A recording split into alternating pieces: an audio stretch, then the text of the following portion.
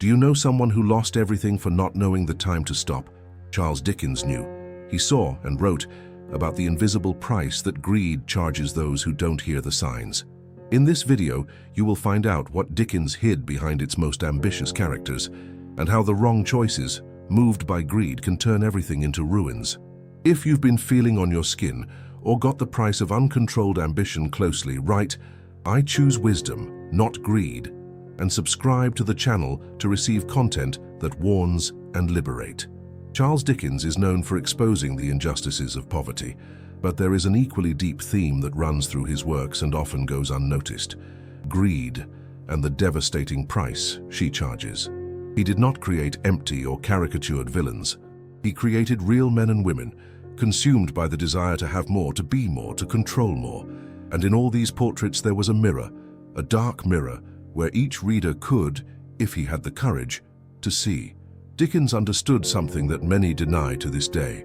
Unbridled ambition is a silent form of self-destruction. It starts with small concessions, a shortcut here, a lie there, a seemingly harmless justification. But gradually, this thirst becomes insatiable. And what seemed like progress becomes loss of time, relationships, integrity. In works such as Christmas Carol, the character Ebenezer Scrooge is the maximum symbol of this trap. A man who accumulated riches but lost everything that really mattered. His soul became arid, his ties became dust. And Dickens didn't write that to entertain. He wrote to alert, because he knew that behind his successful appearance, many were silent. The price of greed is not always immediate, but it always arrives. We live in a society that glorifies the accumulation. May it applaud who wins, even if it means stepping on others or getting lost in oneself. And so Dickens's message is more current than ever. He forces us to ask uncomfortable questions. How many have sacrificed their health for a promotion? How many left the family in the background in the name of a career? How many lost peace to win things that, deep down, did you even need? Greed is not just wanting much, it's wanting everything and thinking it's never enough. It is transforming desire into compulsion. And Dickens, with its brutal sensitivity, showed that this path leads to emptiness, that the real failure is not to lose money, but to lose its soul trying to earn it. If today you feel you are running out of where you are conquering, but you don't recognize yourself anymore, maybe it's time to stop, to look inside. Listening to the warning that Dickens shouted between the lines of his stories, beware. Not all that shines is conquest. Sometimes it's illusion. When Charles Dickens created Ebenezer Scrooge, he did not invent any villain. He has created a painful portrait of something that everyone knows, but few have the courage to admit: the emptiness disguised as successful. Scrooge had everything the money could buy: a safe house, in order, guaranteed profits. But inside, it was the most miserable of men. In A Christmas Tale, Dickens not only talks about ghosts, it speaks of consequences. Scrooge was not born cruel. He became that way, gradually, letting the money occupy the space of affection, exchanging presents for profit, choosing saving kindly to multiply numbers in the safe. And when he realized, he was alone, not because he was abandoned, but because he pushed everyone around him on behalf of false security. This is the darkest point of greed. It not only isolates, it dehumanizes, transforms the heart into stone, life in transaction, relationships in contracts, and the man in machine. Dickens knew that, and so it created Scrooge as a scream, a warning, a cruel reflection of what many call it, being successful. Dickens' genius is showing that soul failure comes long before financial bankruptcy. Scrooge was rich but unable to smile. He had possessions, but he had no peace. It was feared but not loved. And this is the worst form of poverty, the one that no one sees but consumes inside as slow fire. It is the silent punishment of those who prioritize profit and sacrifice the essentials. The most disturbing: Scrooge is not that distant. He lives in the decisions we make every day. When we choose not to forgive because it is not worth it. When we let work steal family dinner. When we think giving gifts replaces giving presents. This is where the soul begins to impoverish, even when the pocket is full. Dickens didn't just want to move with the story of an old grumpy ghost visited. He wanted to shake us, show that time is too short to live with a locked heart. That true wealth does not accumulate, Ella. That a gesture of compassion is worth more than 1,000 coins stored. And above all, he wanted us to understand a truth that changes everything. There is nothing sadder than being rich, and yet feeling alone on Christmas Eve. Charles Dickens did not write about greed and ruin just because he observed the world around him. He wrote because he lived this, and with a pain that never left him alone. The story we so often see in the news or on the streets had already repeated inside his house, still in childhood. And this open wound turned into the root of everything he wrote later. His father, John Dickens, was not a bad man, but he was an ordinary man with a common defect, the desperate search for status, because it looks good, even when everything was crumbling inside. He spent more than he could, lived to maintain an appearance of dignity, while reality became unsustainable. The result? Arrest for debt, public exhibition, shame.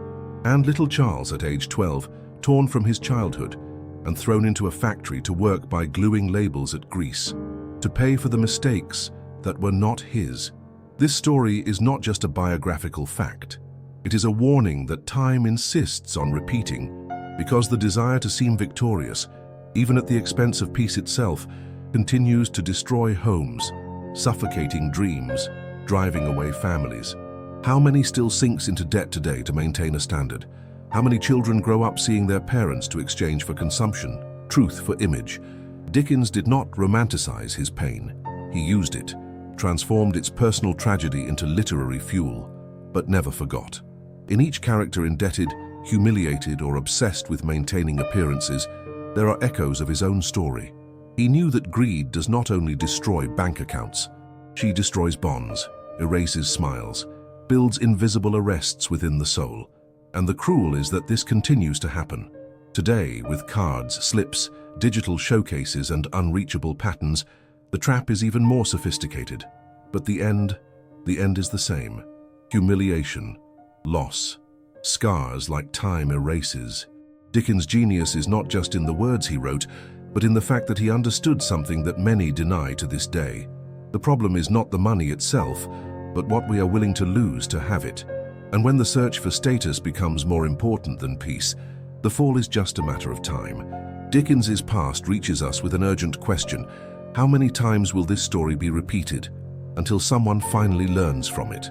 Perhaps the greatest trick of greed is this: convince you that you are winning when you are actually being imprisoned. Dickens understood this early, not just by observation but by experience. He saw people running after power, fame, comfort, and losing himself in the process. Because modern prison has no iron bars, no padlocks. It has credit cards, unreachable goals, make-up ambitions of progress. In his work, Dickens introduces us to characters who believed to be free. Men who commanded business, accumulated coins, lived in mansions. But everyone had something in common. They were stuck inside, slaves of an endless need, more recognition, more control, more luxury. And the more they had, the less they saw what they were losing. It is a sophisticated prison. It looks successful, but is built in fear. Fear of losing what was achieved, fear of looking weak, fear of not being someone in the world. And it is this fear that keeps the wheels spinning, that transforms work into obsession, that consumes hours, days, relationships, all in the name of something that never brings peace. Dickens looked at this pattern and dismantled him with sharp words. It showed that it is not enough to be physically free if the soul lives running after the wind. The life of those who are dominated by greed is not light, not full. It is a constant competition, an effort without rest, an uncomfortable silence when no one is looking, because deep down, the freedom that really matters was not conquered. Today, centuries later, this portrait remains frighteningly current. Social networks sell us unreachable patterns. The culture of having invades each space, and many believe they are rising when they are actually sinking, losing time, health, identity. Dickens did not write sermons, wrote mirrors, and in this silent chapter of modern life, he screams something that few have the courage to listen to. The true prisoner is not what is behind bars. That's what is running, without ever coming. If you feel exhausted, suffocated, as if everything you get wasn't enough yet, maybe it's time to stop, breathe, reassess, because the freedom that is worthwhile is not the one that boasts, but the rest. And as Dickens showed with mastery, nothing imprisons more than a lifetime lived to look free. There is a point where the most ceases to be blessing and becomes a curse. Charles Dickens, with his sharp feather and heart-marked heart, understood this as few. He saw men who spent their lives accumulating power, status, possessions, and he also saw what happened when life, like a sudden wind, blew against these fragile buildings. Everything fell, everything crumbled, because it was erected about greed, not about purpose. Dickens' lesson is brutal but necessary. The more you have to lose, and when everything you are is stuck with what you have, any loss becomes collapse. It is no exaggeration, it is reality, because what is at stake is not the lost object, it is the identity built on it. And this is the trap. The soul begins to be confused with the bank account, the car in the garage, with the applause on the networks. And when any of these things are going, then the floor disappears together. Dickens built characters like that. Powerful people on the outside, but fragile inside. And fragility always appeared when something was taken. Bankruptcy, a scandal, a betrayal. And then, what really sustained that life was revealed. It was not solidity, it was fear, it was vanity. It was a moldy sand called greed, always disguised as ambition. This truth does not age, because even today we live in a world that teaches that to have more is to be more, which confuses abundance with value and accumulation with identity. But the account always arrives, and when life blows, as Dickens's childhood was blown, pulling him his father, the house, the school, only remains upon what was built with truth, with essence, with purpose. Dickens survived because his base was not the more, it was the awareness of what really matters. He knew that the value of a man is not how much he has, but what he does to what he cannot lose. Character, compassion, courage, and that is what your books give us. A map to escape the illusion. A reminder that sometimes the excess is what goes away, and what seems successful, it's just the preparation for the fall. If you feel you are fighting too much to keep something that consumes you, maybe you're trying to hold on what should have already been left. And as Dickens shows us, when it begins to mean less, it's time to rebuild. On another base, about a truth that the wind does not bring down. There is a more cruel pain than loss, not seeing even after losing everything. Charles Dickens, with his soul marked by childhood wounds and trained eyes to realize what others pretend not to see, created characters like that. Men and women who spent their lives running after something, and when everything collapsed were able to stop. They lost their family, children, friends, health, peace, but they remained obsessed with money, by the position, by power, as if they could rebuild what they lost, more accumulating, as if a new contract could replace the hug they let out, as if one more figure could fill the silence that echoed inside them. Dickens via this happening around, and so their stories are so real, so painfully human. He knew greed not only destroys, she blinds. It takes from man the ability to perceive the value of what he has until it is too late. And even then, many don't wake up, because blindness is not in the eyes, it is in the soul that has become accustomed to measuring everything in profit. How many of us are we like this too? How many have already lost unique moments, true ties, smiles that will never come back, because they were too busy building a future, and when that future arrives, it arrives empty, cold, without the brightness of presence, without the lightness of peace. Dickens did not create these characters to judge, created to alert us, to say that time is cruel to those who ignore the essentials, that the heart hardened by ambition rarely hears the voice of repentance, and when it listens it's often too late, but there is a thread of hope in his writing, a whisper between the pages, a reminder, you can still wake up, you can still notice, it can still exchange obsession for presence, the control by affection, the accumulation by meaning, because the bottom of the well need not be the end. It can be the point of turning, if there is the courage to see. The problem was never making a mistake. The real disaster is to go wrong, even after losing everything. And Dickens wrote so that this does not happen to you. Charles Dickens was not just a storyteller. He was a silent complainant of a wicked system. He saw with close eyes and restless hearts that the society in which he lived not only tolerated greed, she awarded her. And this truth echoes to this day. The more anyone accumulates, the more admired, The more anyone moves away from humanity in the name of profit, the more respect seems to conquer. It is the apparent triumph of a sick world. In the pages of his novels, Dickens portrayed the poor being punished for trying to survive. A mistake, a debt, a failure, and came the weight of shame, prison, social contempt. Meanwhile, the greedy, the explorers, the merciless were seen as visionaries, entrepreneurs, geniuses, and behind the applause, what few had the courage to admit, these men were also in ruins only inside. This is the deepest criticism that Dickens did. The system in which we live transforms illness through virtue. He applauds who explores, reveretes who deceive, idolizes who accumulates, and suffocates who needs it. The rich characters of his works were not happy.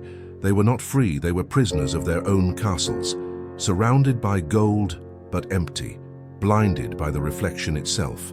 And society continues to feed this fall, continues to call the excessive ambition of success. It continues to encourage exhaustive journeys, unreachable goals, meaningless accumulation. And the result is not just economic inequality, it is spiritual bankruptcy. They are hardened hearts, destroyed relationships, wasted lives running after something that was never real life. Dickens understood that not every poor man is in ruins, and not every rich is whole. He showed that true misery can live in those who have everything, and the true nobility can live in those who have nothing, because what defines the value of a life is not titles nor possessions, are the choices. They are the affections. It is the ability to still feel, still hear, still human being. Today, more than ever, this message is urgent. We need to question what we are admiring. We need to stop treating greed as competence. We need to understand that a system that rewards destruction and penalizes the need is inverted. And until we have the courage to reverse it back, we will continue to see, and living, that same fall disguised as victory. Charles Dickens did not need to write philosophical treatises to expose the tragedies of the human soul. He did it with characters that looked common, but carried eternal truths. And one of these truths, perhaps the cruel of all, is simple and devastating.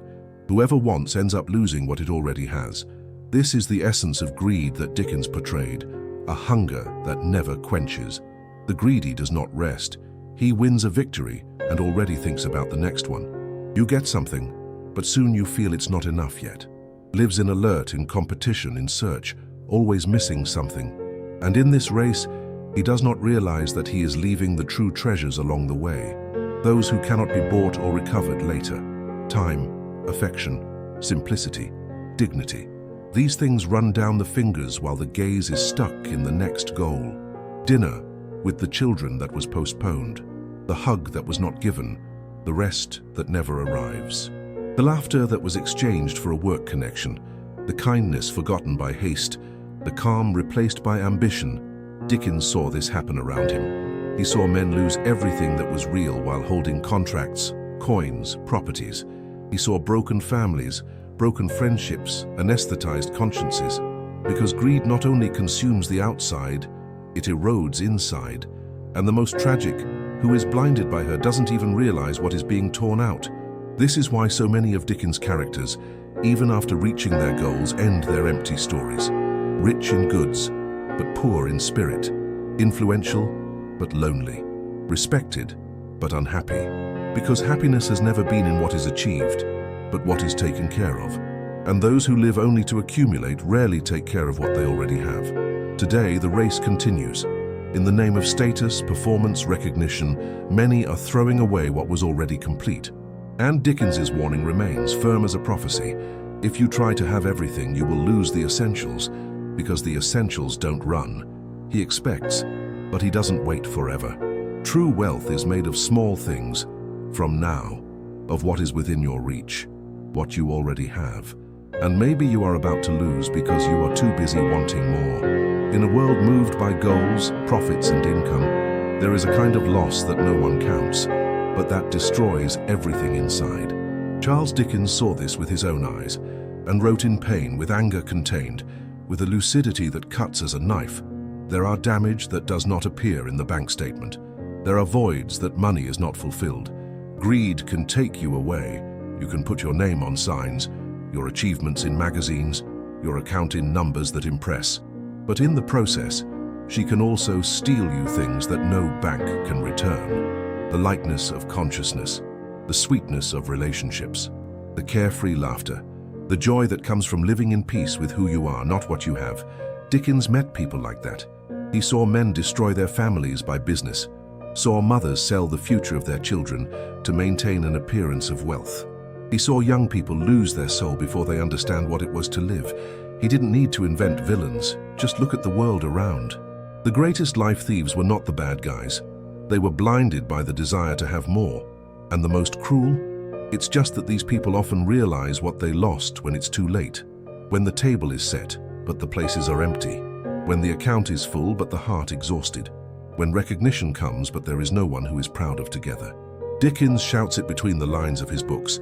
The biggest damage is the one no one sees, but you feel every night when you lie down on the pillow and silence shouts. Because there is no credit line that buys time back. There is no investment that recovers a lost hug. There is no application that income piece that left. And the system so praised doesn't care. He pushes you to accumulate.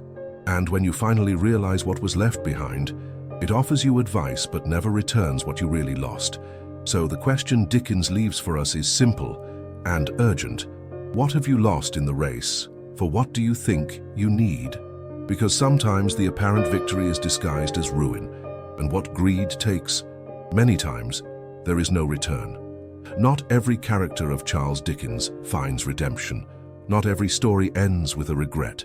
And perhaps this is one of the hardest lessons he leaves us. Not everyone wakes up in time. Not everyone changes. Because changing requires courage, and courage sometimes misses more than money. In A Christmas Tale, Scrooge is visited by ghosts, confronted with his life, and in the last moment it transforms his soul. Choose forgiveness, choose generosity, choose love. But Dickens reminds us that he is the exception, not the rule. Many of the other characters he created remain sunk in their own greed until the end, attached to your coldness, unable to say, "I'm sorry," unable to stop, because it is easier to continue. It's easier to pretend it's okay. It is easier to maintain the appearance than to face the mess.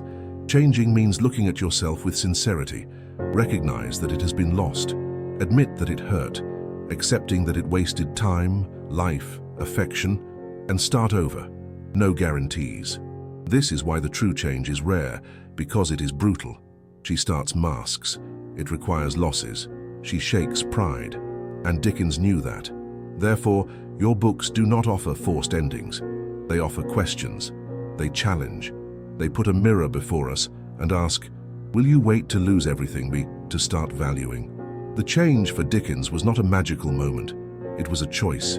Painful, lonely sometimes, but possible, and transformative, but only for those who have the courage. Courage to give up the more to recover the essentials. Courage to change the speed for presence.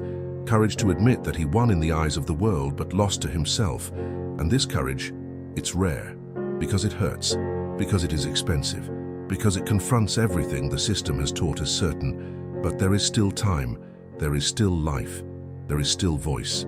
And as long as there is, change is possible. The question Dickens leaves us is one, and it doesn't need ghosts to be made.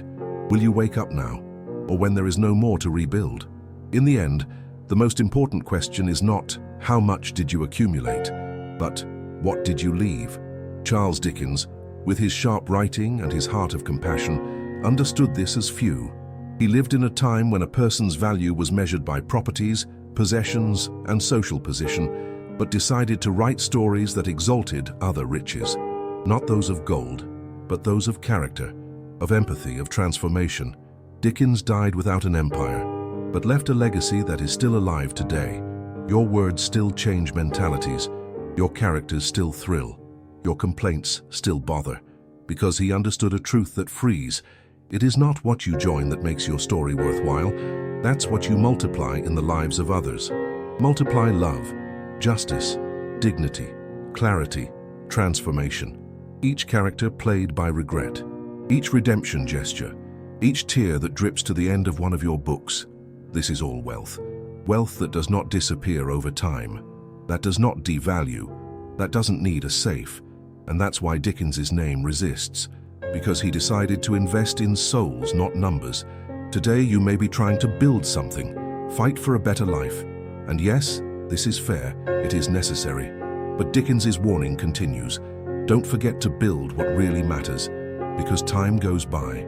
The bank account oscillates, the goods are going, but what you leave in others, that remains. The legacy does not start at the end, it starts today, now.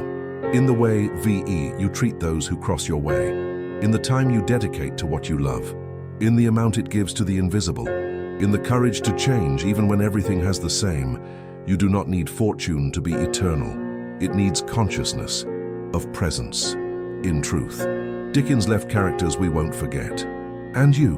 What are you leaving on the pages of your own story? Maybe it's not about conquering the world. Maybe it's about touching someone's world. With everything that can't be bought, the time has come to make a choice. No tomorrow. Not when everything falls apart. Now. Because as Charles Dickens showed us throughout his stories, greed does not destroy at once. It slowly erodes. And when we realize, we are too far away from everything that really matters. Therefore today, with conscience and courage, declare firmly, I choose wisdom, not greed. I choose the calm instead of hurry. Peace in place of appearance, the truth in place of performance. Because what sustains me is not what accumulates, but what cultivates. Cultivation, dignity, true relationships, quality time, compassion, courage to say enough to the system that only knows how to measure life in figures. Wisdom does not scream. She whispers, she invites, she wakes up. And unlike greed, which leaves tired and empty tracks, wisdom builds foundation. Foundation that time does not bring down. Foundation that support losses, which resist scarcity, that protect what really has value. Your heart, your peace, your truth. Dickens showed us with tears and ink that time reveals everything. It reveals what was built on purpose and what was stacked by vanity. Reveals the fruits of generosity and the wreckage of selfishness. It reveals that life has a way, yes, but only for those who have the courage to make the right choice. Don't expect to lose everything to understand. Do not expect the bankruptcy of the soul to wish wisdom. Do it now. Choose light in place of illusion. Choose what remains. Choose to live with a clean heart, even if the pocket is tight. Because wealth of truth is to look at your story and not feel ashamed. Declare aloud. Declare within you. But declare with faith, I choose wisdom, not greed, and that this choice is not just a sentence but the new beginning of its story, the story that time will confirm, and that no damage can delete. Dickens did not write against the money, he wrote against illusion, against the lie that having more makes you someone better. Greed destroys silently, and only the sages choose to stop before losing everything. If this video opened your eyes, subscribe and activate the bell here. Each story is a warning before the fall.